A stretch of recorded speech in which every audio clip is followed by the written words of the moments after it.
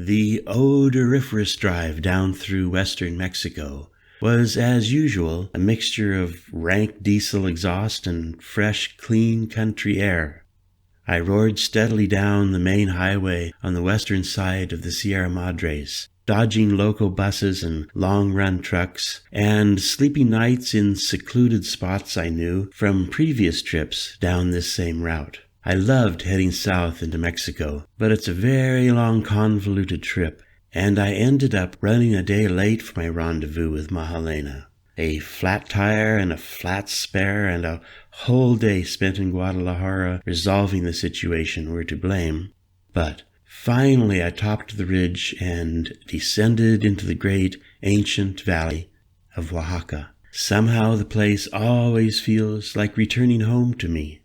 With plenty of time until my rendezvous at 4 in the church. When I was half an hour north of the city, I drove a few miles off the main highway to enjoy a solitary picnic lunch. Sitting on my beach chair in a hillside meadow, inhaling the soft, cool, ageless air, I slipped into the distinct sensation of time suddenly standing perfectly still. And then, for no reason at all, I suddenly felt I wasn't alone.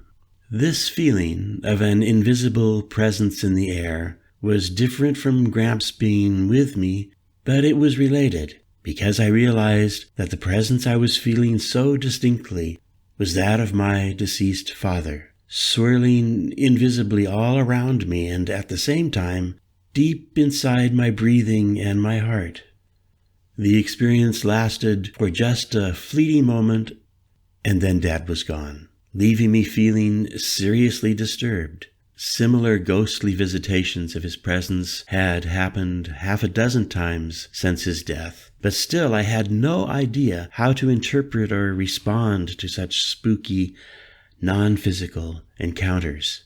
My dad had struggled with ephemeral experiences all his life. He'd been a fairly far-out guy, eating his share of mind-tingling herbs and chemicals, but he shied away from offering any scientific explanations. Professionally, of course, neither he nor I were supposed to believe in occult dimensions. But here I was again, shaken right down into the soles of my boots by a sudden, non-physical imagination or fantasy or whatever.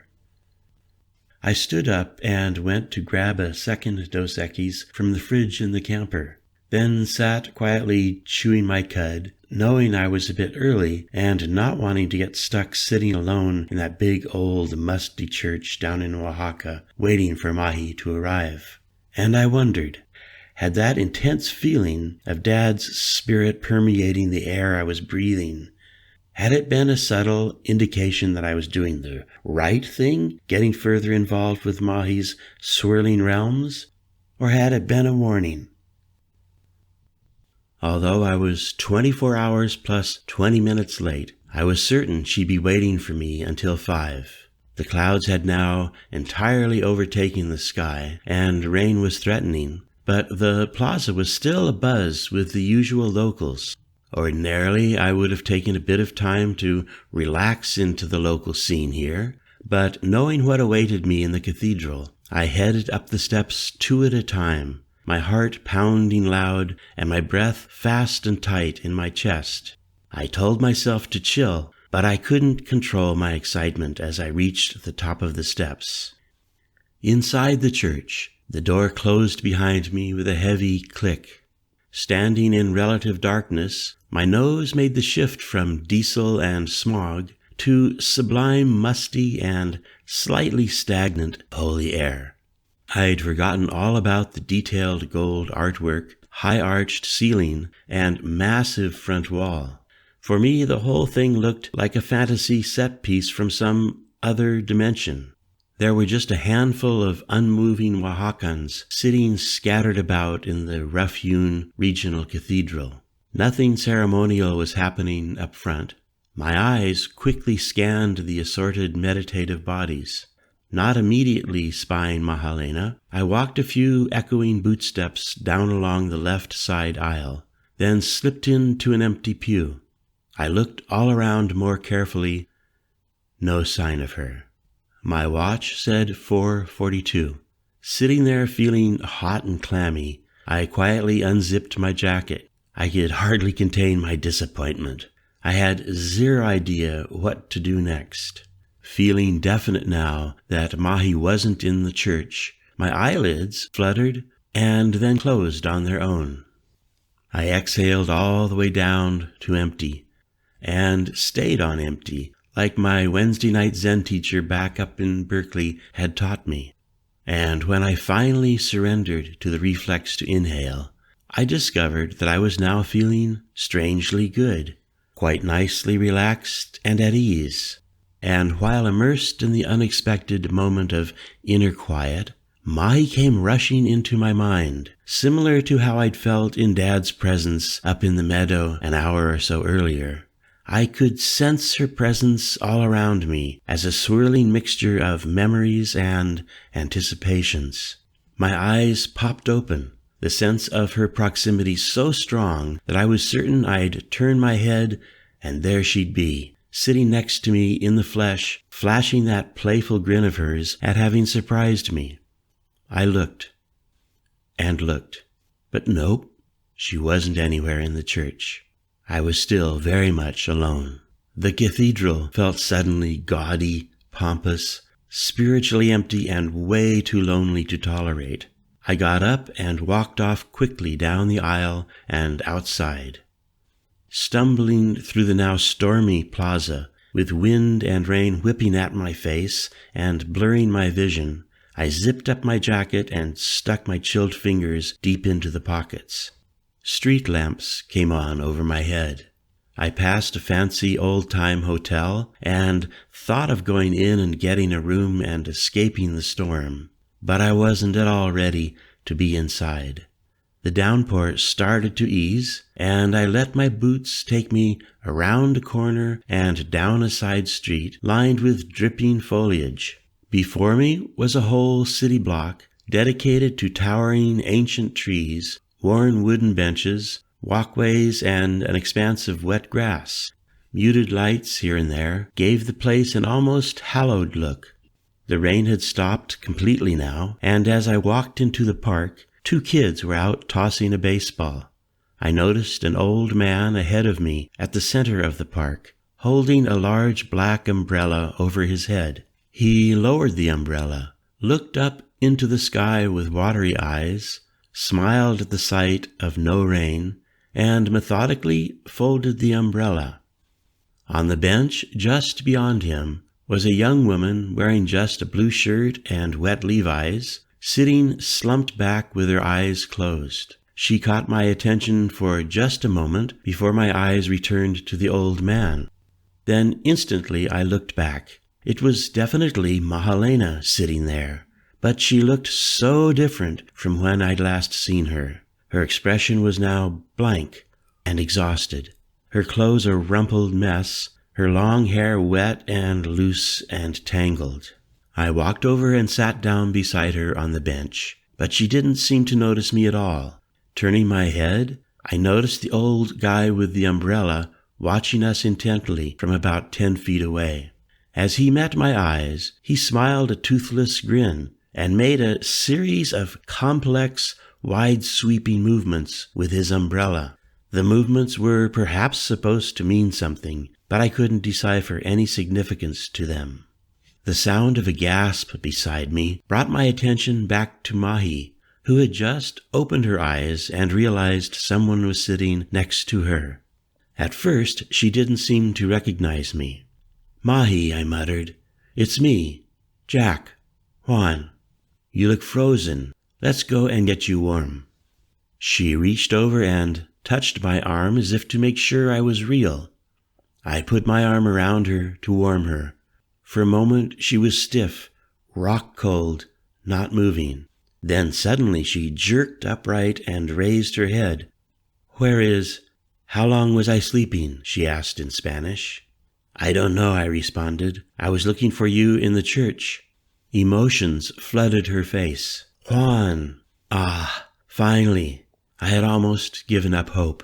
Please, hold me. I feel inside my heart is frozen ice." I sat there just holding her, giving her my warmth. Time went by. Finally she stirred in my arms, raised her fingers up vaguely, and ran them through her wet hair. Oh, Juan, it was so terrible. Raphael's big hope, entirely shattered. Just then rain exploded down upon us, and I again saw the old man with the umbrella as he came up close in front of us, opening the umbrella and handing it to me. I stood up, took it, and held it over Mahee's head. When I glanced back to the old man, he was walking away. Mahee stood up and looked directly into my eyes, searching for something. Then she smiled just slightly and brought her body against mine. "Please, Juan, a bath. Warmth," she muttered. I pulled the umbrella down lower over our heads, grabbed her backpack from the bench, and led her in the direction of the city plaza. Quickly grabbing things from the camper, I checked us into a warm, expensive room and immediately ran her a hot bath. She looked so desperately frail, weak, confused. What the fuck had happened at that meeting? When I asked her about it, she shuddered. "For 2 days," she said in a thin, shaky voice, "we made plans for dealing with Bernardo. Then on the 3rd day, one of them, Lucio Fernandez, who must have been secretly working for Bernardo. But please, no more talk. I feel so weak and cold." She was unsteady on her feet, and I had to physically undress her and help her into the tub. Her entire life force seemed gone. With my heart aching for her, I sat beside the tub, making sure she didn't go underwater completely, not knowing whether to get her a doctor or just ride this out and hope for the best. After maybe 10 minutes of suspended stillness, staring into the void, she finally turned her head and looked over at me, but said nothing. "Hey," I responded quietly. "Tell me what's going on. How can I help?" She looked almost asleep. "Bed," was all she said. Something jolted me out of a deep sleep. I sat up and stared at an unfamiliar, large, old-fashioned bedroom with high walls and heavy wood furniture and white, water-stained ceiling. A strong breeze was blowing in through a large open window framed with curtains, and a female figure was standing with her back to me, looking out the window at the busy morning street and plaza down below. As if feeling eyes on her, Mahee turned around. She had on the blue t-shirt I'd slipped over her after helping her out of the bath last night. She looked hauntingly beautiful and somewhat more conscious than the night before. "Dreams," she muttered, her voice fluttering on the wind gusting through the window. Without saying more, she walked barefoot in my direction and came softly against me. "My dream," she said. "It was... who can say what is real?" "Tell me," I asked. "What happened up at the meeting? Where do things stand?" Her fingers gripped mine tightly. "The meeting," she mumbled, "was succeeding properly. Raphael's friends were offering to act through their various channels in Guatemala to legally disrupt Bernardo. Then it became a violent movie with 6 masked men breaking into the room with guns. My blood, even these bones, every drop has been used up. Please, Juan, feed me." Downstairs in the hotel dining room, she gobbled while I sipped coffee. Her hand holding the fork shook as she stuffed eggs, potatoes, bacon, toast into her mouth. A Swiss couple sitting next to us couldn't keep from staring at her. I just let her be, and noticed that things got step by step better as food and coffee hit her stomach. When she was done, she leaned back and stared into space a moment, then finally looked back into my eyes. "They didn't bring me any food," she said, "for the 2 days they held me. But then, after I escaped this morning, Spirit was with me. I hitched a ride with a woman who accepted my silence. All I could hold on to was you in the church waiting for me. But I was a day late, and you weren't there, and the church air felt so alien. Again she stared off into space, then looked back to me. When I was a little girl, she said vaguely, there were a number of times when I didn't eat for days. Even weeks went by several times, and my father would become upset, but my mother, deep down, she had no fear of death. No fear even when her own death came. She brought her palms over her eyes and just sat there. I wasn't thinking hardly anything. In fact, my mind had become mostly blank ever since finding her in the park the night before. All I could do was be there for her every moment and hope she would recover. Finally, she looked up, her eyes glistening with emotion as her lips parted slightly into a subtle smile. "But look," she said, "Nocolito, you found me." "So they let you finally go?" I asked. Well, they had hoped to capture Raphael, not me. When they found I was there in his place, they must have phoned Bernardo.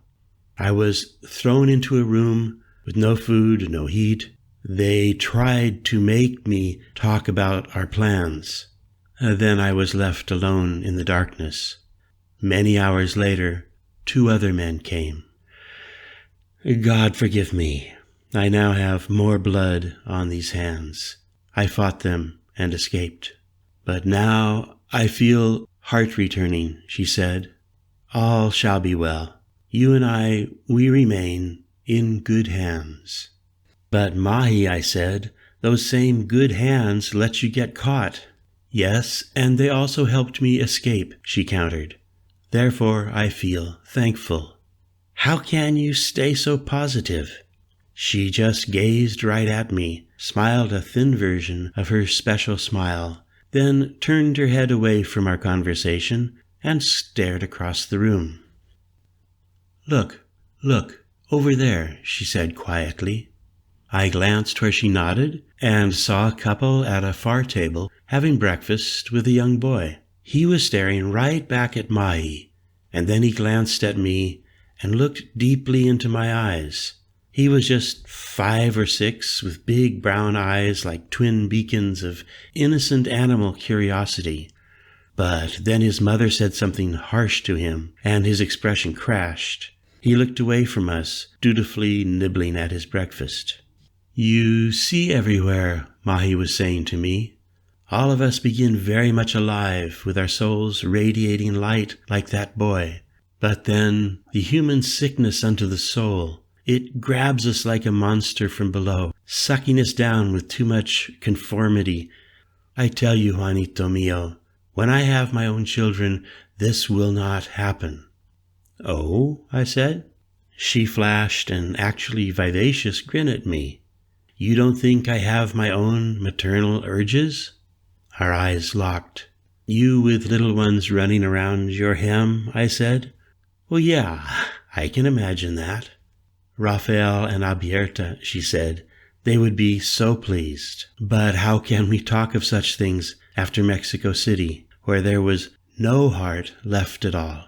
Raphael, he will be devastated. The sun on our faces outside felt good. We crossed the busy street and walked hand in hand over to the plaza. She seemed finished talking about Mexico City, and I was enjoying the way her fingers were entwined with mine, the way her hips sometimes brushed lightly against me as we walked side by side. We came to the cathedral steps and sat down close together, about 10 steps up. A small, constantly moving crowd of local Oaxacans were busy chatting and flirting and discussing away the morning. The air was crisp, and the breeze nothing more than a gentle, wafting touch. As we sat there contentedly, a small whirlwind came hurrying through the plaza, grabbing at people's hats and whipping newspapers through the air before disappearing. And right then I saw the old man with the umbrella from the evening before. He was holding a new deep blue umbrella, balanced casually on his shoulder as he strolled along. Mahee glanced where I was pointing, and without hesitation she stood up, went down the steps in his direction, and openly greeted him. He responded eagerly, pleased to see her again. Then, just as quickly as the encounter had begun, it was over. "So," I asked as she walked up the steps to rejoin me, "do you know him?" "No," she said as she sat down beside me, "but we recognize each other." "And what exactly does that mean?" I queried. "I recognized him last night the same way that you and I recognized each other from the greater awareness." You're going occult on me again," I said. "Juan, perhaps this is because you ask questions that cannot be explained. That man saw me in need on the bench last night, and if you hadn't appeared, he would have helped. This is one of the natural blessings of humanity. This is the high heart. But now I need to phone a man to find out where and when we should cross the border, assuming you're still willing to travel farther south with a person like me."